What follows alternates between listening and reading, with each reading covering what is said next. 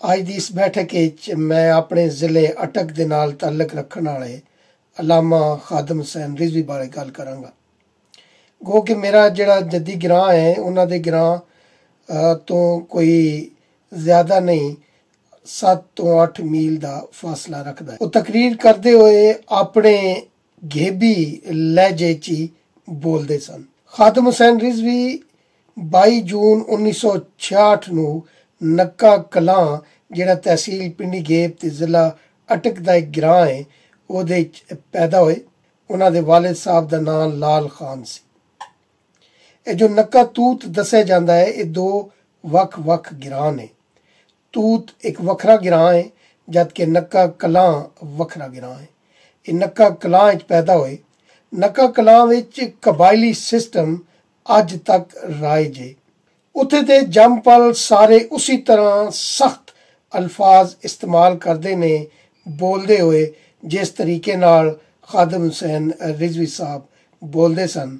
जिस तरह उन्हें एक बार डॉक्टर ताहिर कादरी नूं मुखातब करते हुए इंतहाई सख्त अल्फाज इस्तेमाल किए। इस तरह का सख्त लहजा उन्हां दी उस कबायली बैकग्राउंड की वजह तो है। उत्थे आम बंदा भी जदों कोई गल उसके मिजाज के खिलाफ करो तो वो इसी तरीके नाल इसी अंदाज विच बोलदा और जवाब देंदा है। बल्कि पिछे जे तक तो उस ग्रां बारे मशहूर सी कि उत्थे कदे भी कोई अपनी आई नाल नहीं मरिया। अमूमन एक दूजे का कतल करके ही लोग मारे जाते सन। गो कि उन्हें अपने पिंड च 5 जमातां तक ही तालीम हासिल की और उस तो बाद फिर वो जेलम ते लाहौर के मदरसिਆਂ पढ़ते हुए उन्होंने अपनी दीनी तालीम मुकम्मल की। वो एक खालिस्तान देहाती आलम सन। उन्हों का ताल्लुक किसी भी इल्मी घराने नाल नहीं सी। वो एक खालिस्तान जमींदार घराने च पैदा हुए। मेरा ख्याल जाता है कि वो अपने खानदान या कुंबे पहले आलम दीन ने। उन्हों की खासियत है सी कि उन्होंने इकबाल दे सारे शेर याद सन। वो उर्दू चोन या फारसी। मैं उन्होंने अक्सर वो तकरीर सुनता सा जिहदे च वो पंजाबी अपने घेबी लहजे च बोल रहे होंदे सन। मैनू 3 मौलवी बड़े चंगे लगते सन।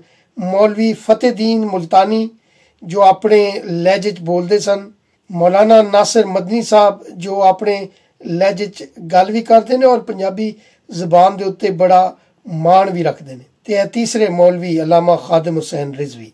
गो कि मेरा मौलवियों नाल बड़ा झेड़ा रहिंदा है। इन्हां नाल बहुत सारे इख्तिलाफात दे बावजूद इन्हां दे अंदर जिहड़ी चीज़ यानी तुहानू जिस दे नाल भी इश्क होवे, जिस चीज़ नाल भी लगा रखते हो उहदे नाल किस तरह टुट के प्यार करीदा है वो जज्बा इन्हां कोलों सीखिया जा सकता है। गो कि उन्होंने तालीम अरबी और फारसी और उर्दू च हासिल की पर वो अपनी जबान नूं भुल्ले नहीं। उन्हां बारे मुफ्ती तकी उस्मानी साहब ने एक पैराग्राफ लिखिया है।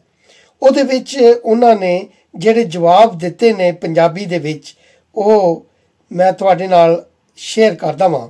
मुफ्ती तकी उस्मानी लिखते ने कि मैं एक दिन उन्हां दे हत्थ चुम लए ते खादम हुसैन रिजवी अगों जवाब विच कहंदे ने ए देवबंदियां दा मुफ्ती ये पागल होया फिरदा है। मुफ्ती तकी उस्मानी कहंदे ने कि मैं उन्हां दे उस मखसूस लहजे नाल उन्हां दा इशारा उन्हां गालां सी जिहड़ा वो अक्सर अपनी तकरीरां च कढदे हुंदे सन। मौलाना खादम रिजवी अगों जवाब दिंदा की कहंदे ने कि मुंडिया तैनू की पता है गाला नहीं मेरे इश्क दी इंतहा है, मेरे कोलों नहीं बर्दाश्त होंदा। मौलवी तकी उस्मानी जी लिखते ने कि जदों मैं उन्हां कोलों शरई तशरीह पुछी ते अगों कुरानी आयतां पढ़न लग पे। बहस मुबासा थोड़ा जिहा वधिया ते हसदे होए कहण लगे तू मुफ्ती है कित्थे मनना है, मौलवी नहीं मनदे। ਇਹ ਜਿਹੜਾ जुमला है ਇਹਦੇ ਵਿੱਚ उन्हां ने मौलवियां बारे एक पूरी किताब लिख छड़ी है।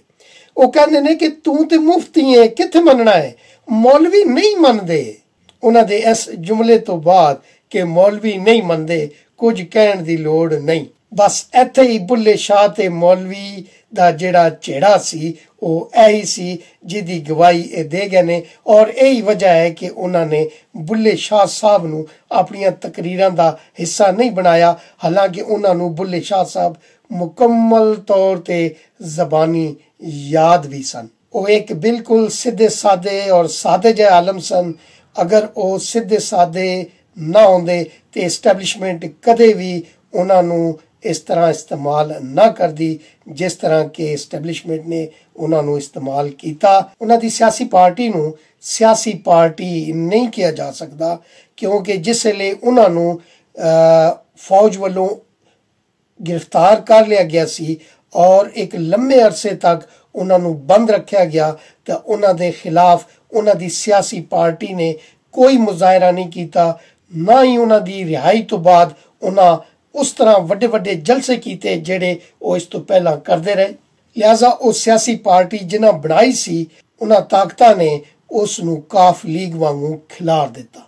ਜਿਹੜਾ ਉਹਨਾਂ ਦਾ ਇਹ ਤਾਰੀਖੀ ਜਨਾਜ਼ਾ ਹੋਇਆ ਹੈ, ਉਸ ਜਨਾਜ਼ੇ ਦੇ ਵਿੱਚ ਬਰੇਲਵੀ ਮਕਤਬਾ ਫਿਕਰ ਪੂਰੇ ਦਾ ਪੂਰਾ ਸ਼ਾਮਲ ਸੀ, ਭਾਵੇਂ ਉਹਦਾ ਤਾਲੁਕ ਕਿਸੇ ਵੀ ਸਿਆਸੀ ਜਮਾਤ ਨਾਲ ਹੋਵੇ, ਬਲਕਿ ਮੈਂ ਸਮਝਦਾ ਵਾਂ ਕਿ ਦਿਓਬੰਦ ਮਕਤਬਾ ਫਿਕਰ ਦੇ ਲੋਕ ਵੀ ਉਸ ਜਨਾਜ਼ੇ ਦੇ ਵਿੱਚ ਸ਼ਾਮਲ ਸਨ। ਇੰਜ ਅੱਜ ਲੱਖਾਂ ਲੋਕਾਂ ਦੀ ਮੌਜੂਦਗੀ ਵਿੱਚ ਇੱਕ ਆਸ਼ਿਕੇ ਰਸੂਲ ਨੂੰ ਇਸ ਦੁਨੀਆ ਤੋਂ ਰੁਖਸਤ ਕੀਤਾ ਗਿਆ ਤੇ ਇੰਜ ਨੱਕਾ ਕਲਾਂ ਵਿੱਚ ਪੈਦਾ ਹੋਣ ਵਾਲਾ ਅਲਾਮਾ ਖਾਦਮ ਹੁਸੈਨ ਰਿਜ਼ਵੀ ਇਸ ਦੁਨੀਆ ਤੋਂ ਚਲੇ ਗਏ ਔਰ ਇੱਕ ਬਾਬ ਕਲੋਜ਼ ਹੋ ਗਏ।